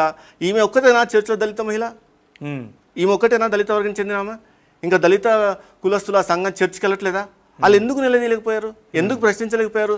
అంటే బిషప్ గారిని ప్రశ్నిస్తే ఏమవుతుందో అంటే ఒక రకమైన బ్రాహ్మణత్వం ఇది సమాంతరంగా క్రైస్తవ్యంలో కూడా డెవలప్ అయింది.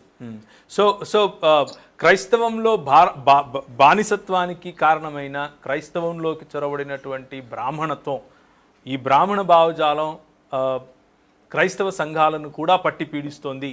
ఇది క్రైస్తవ సంఘాలు కనిపెట్టలేదు, కానీ క్రైస్తవ సంఘాల్లోనికి చొచ్చుకొని వచ్చినటువంటి బ్రాహ్మణ భావజాలం క్రైస్తవుల్లో ఐక్యత లేకుండా, క్రైస్తవుల్లో ఒక తాటిని నిలబడకుండా, స్టాన్ స్వామి లాంటి వారిని కాపాడుకోలేకపోయి, ఇటు మరియమ్మ గారు లాంటి వారిని కాపాడుకోలేకపోయి, అటు మన పిల్లలకు సరైనటువంటి భద్రత కల్పించకపోయి,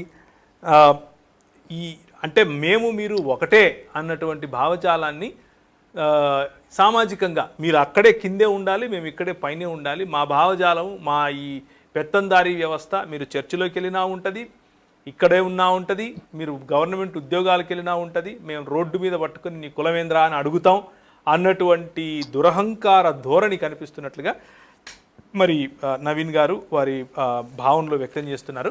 చివరి మాటలు శ్రీనివాస్ గారు, చివరిగా మనకు ఒక 5 నిమిషాల్లో ముగిద్దాం. మీరు ఏమంటారు? ఇప్పుడు ఈ భారతీయ క్రైస్తవ సంఘాల్లో కూడా, అంటే భారతీయ క్రైస్తవ సంఘం అని కూడా అనకూడదేమో, ఉత్తర ప్రాంతాలలో, ఉత్తర భారతదేశ ప్రాంతంలో అంటే ఛత్తీస్గఢ్ నుంచి పైకి ఉత్తర భారతీయ ప్రాంతాలలో ఈ కుల సమస్య అనేది ఉండదు. చర్చిలో క్రిస్టియన్ చర్చిలో ఉండదు, ఎవరికి కులం ఉండదు, ఎవరు బీసీసీ అనే రూలే లేదు. భారతదేశంలో ఉన్నటువంటి ఆంధ్రప్రదేశ్ తెలంగాణలు విడిచిపెడితే అసలు ఈ సమస్య లేదు.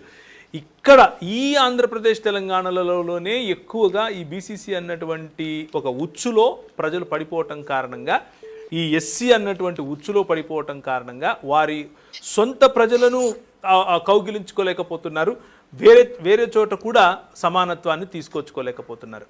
దీనంతటి చూస్తే సంఘం నుంచి బయట ఉన్నటువంటి వ్యక్తిగా, ఒక బుద్ధిస్ట్గా మీరు క్రైస్తవ లోకానికి ఇచ్చే సలహా ఏంటి? సార్, క్రైస్తవ సమాజానికి నేనిచ్చే సలహా ఏంటంటే జీసస్ బోధనల్ని సరిగ్గా అర్థం చేసుకోండి అంటున్నాను. జీసస్ కి లేదా లింగ భేదాలు లేవు, ప్రాంత భేదాలు కూడా లేవు. జీసస్ కి ఆయన ప్రపంచాన్ని ప్రేమించినటువంటి వ్యక్తి, మానవులందరినీ కన్నబిడ్డలుగా భావించినటువంటి వ్యక్తి. అసమానతటువంటి వ్యక్తి మార్గంలో నడిచే వాళ్ళంతా స్వచ్ఛందంగా వాళ్ళ మైండ్లలో ఉన్నటువంటి ఈ కుల భావాన్ని వదులుకోవాలి. అది బ్రాహ్మణిజం. బ్రాహ్మణిజం అనేది సమానత్వానికి వ్యతిరేకము, సోదర భావానికి వ్యతిరేకము. ముఖ్యంగా అది విద్వేషం ప్రాతిపదికన సమాజాన్ని నిర్మించాలనుకుంటుంది. ప్రేమ ప్రాతిపదికన సమాజాన్ని పునర్నిర్మాణం చేయాలనుకునే క్రైస్తవులు విద్వేషం ప్రాతిపదికన సమాజాన్ని నాశనం చేయాలనుకునే ఆ బ్రాహ్మణ భావజాలాన్ని ఇంకా మనసుల్లో మోయటం అనేది చాలా విచారకరం. కాబట్టి మీరు నిజంగా క్రీస్తు బోధనల ప్రకారంగా బతికే వాళ్ళైతే మీరు ఆ బ్రాహ్మణిజాన్ని వదులుకోండి. మీరు అగ్ర కులాలకు సంబంధించిన వాళ్ళైనా, కింది కులాలకు సంబంధించిన వాళ్ళైనా, వన్స్ మీరు క్రైస్తవాన్ని స్వీకరించారు అంటే మీ కుల గుర్తింపును వదులుకోవడానికి ప్రయత్నించండి. మీ మనసులో ఉన్న ఆ మనసును బయటికి తీసేయడానికి ప్రయత్నం చేయండి. ఇది నా సలహా. సరే, ఒక కాల్ తీసుకుందాం. హలో హలో, వినిపిస్తుందండి? మీరు ఎక్కడి నుంచి ఫోన్ చేస్తున్నారు? మీ పేరేంటి?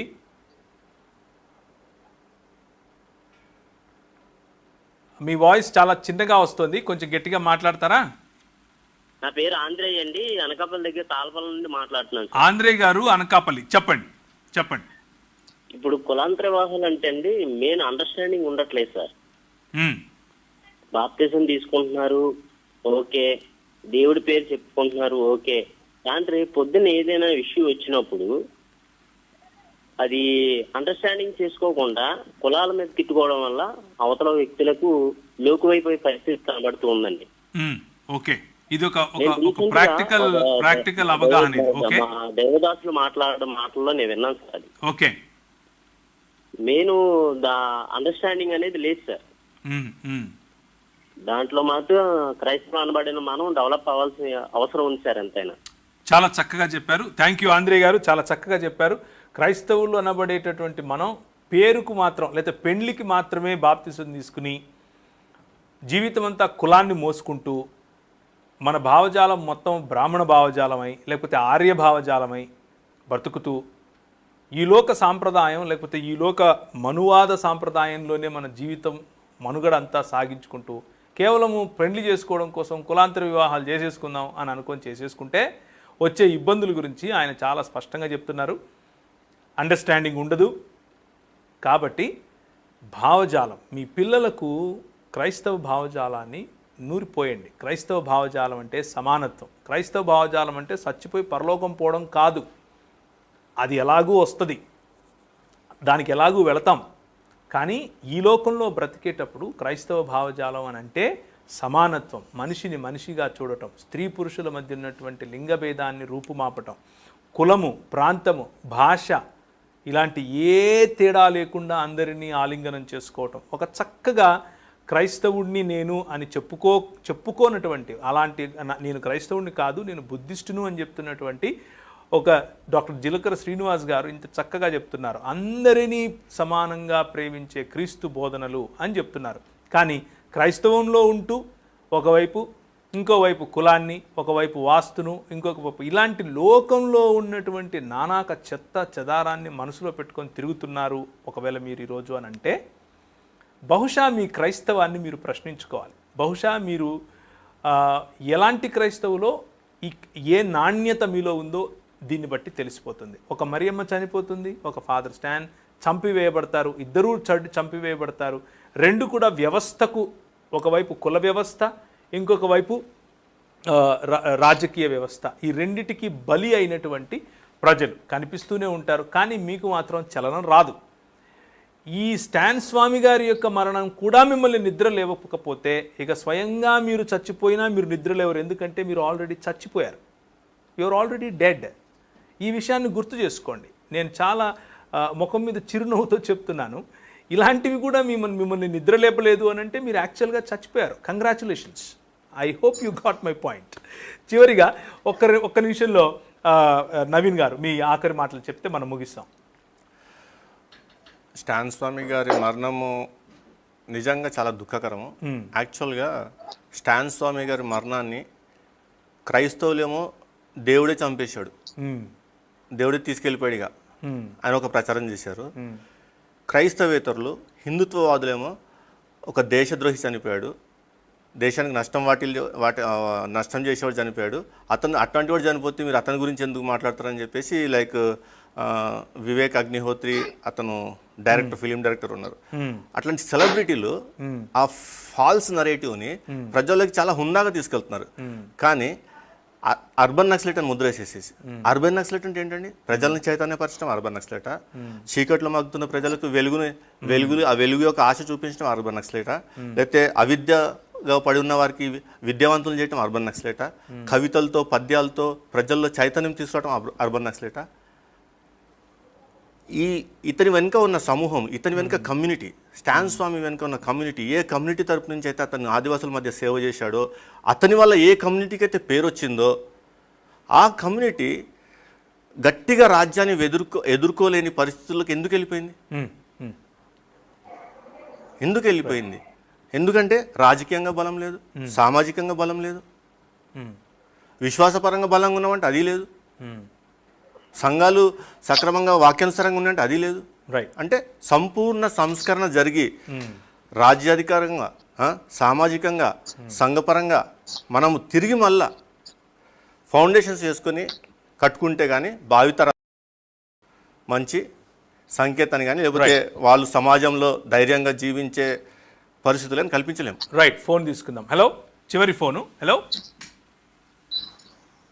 వినిపిస్తోందండి? నా మాట వినిపిస్తుందా? టీవీ వాల్యూమ్ పూర్తిగా కట్టేసి ఫోన్లో మాత్రమే మాట్లాడండి. హలో,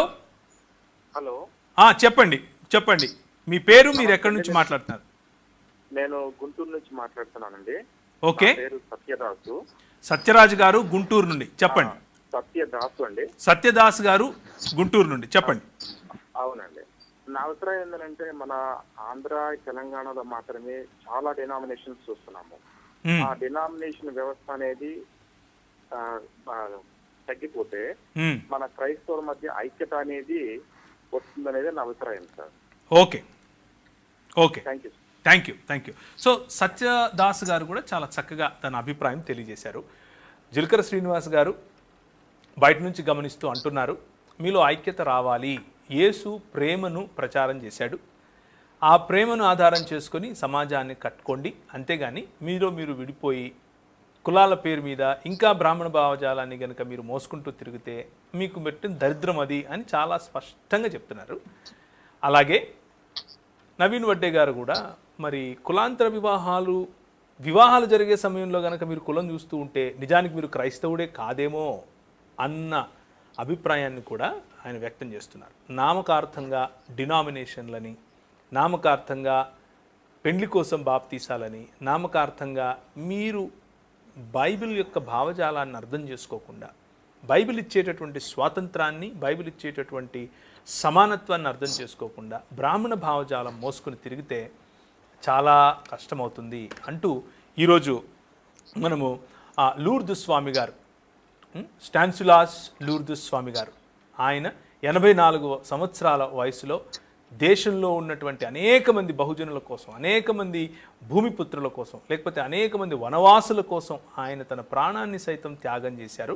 84 ఏళ్ల వయసులో ఆయన పార్కిన్సన్స్ వ్యాధితో బాధపడుతూ ఉన్నప్పటికీ, ఒకవైపు కరోనాతో ప్రపంచమంతా అల్లకల్లోలం అవుతున్నా ధైర్యంగా మీకోసం, మీ దేశం కోసం, మన కోసం, మన దేశం కోసం నిలబడ్డారు. అలాంటి వారికి రక్షణ టీవీ పరిచర్యల తరఫున ఆయన చేసినటువంటి పరిచర్యను స్మరించుకుంటూ ఆయనను ప్రభువు మెండుగా ఆయన యొక్క పరిచర్యను ఆశీర్వదించాలని మేము ఇక్కడి నుంచి కోరుకుంటున్నాం. అలాగే మరియమ్మ గారు ఆమె చేయని నేరానికి ఒక తప్పుడు కేసు, ఆమె చేయని నేరం నేను ఎందుకు అంటున్నానంటే ప్రూవ్ కాలేదు కదా, ప్రూవ్ కాలేదు. కానీ ఆమె చేయని నేరానికి, ఆమె పైన జరిగినటువంటి నేరం, ఆమె పైన జరిగినటువంటి అత్యాచారం, ఆమె పైన ఎలాంటి ప్రోటోకాల్స్ పాటించకుండా అలాంటి వ్యక్తిని ఒక లాకప్లో ఉంచి కొట్టి చంపేయటం, దానికి ప్రభుత్వాలు స్పందించకపోవటం చాలా బాధాకరం. ఇది మరి దేవుని రాజ్యంలో ఎంత మాత్రమూ సహించదగినటువంటిది కాదు. కానీ బ్రాహ్మణ భావజాల రాజ్యంలో ఇదే జరుగుతుంది అని మనకు ప్రభుత్వాలు, అలాగే సంస్థలు, అలాగే ఈ అత్యాచారానికి కారణమైనటువంటి వాళ్ళు నమ్మేటటువంటి భావజాలం మనకు తెలియజేస్తుంది. ఇప్పటికైనా కళ్ళు తెరిచి, ఇప్పటికైనా మేల్కొని సమాజం కోసం, సంఘం కోసం, వాటి శ్రేయస్సు కోసం మనము పాటుపడాలి. చూస్తూనే ఉండండి, ప్రార్థిస్తూ ఉండండి. ఇంకొక ప్రోగ్రాంతో మీ ముందుకు మళ్ళీ వస్తాము. పాల్గొన్నటువంటి డాక్టర్ జిలకల శ్రీనివాస్ గారికి, అలాగే నవీన్ వడ్డే గారికి కూడా కృతజ్ఞతలు తెలియజేస్తున్నాను. Sir, thank you very much sir, thank you very much sir. So ఈరోజు thank you sir, thank you. ఈ రోజుకు ఇదండి. మళ్ళీ వచ్చే శనివారం అసలైన ప్రశ్న శిశులైన జవాబుతో మీ ముందు ఉంటాము. అంతవరకు ప్రార్థించండి, యాప్ డౌన్లోడ్ చేసుకోండి. మీరు కనుక మీ దగ్గర మీ సెల్ ఫోన్లలో, అలాగే టీవీల్లో కూడా యాప్ డౌన్లోడ్ చేసుకోవచ్చు. రక్షణ టీవీ ప్రోగ్రామ్స్ 24/7 చూడొచ్చు. Thank you very much. Praise the lord.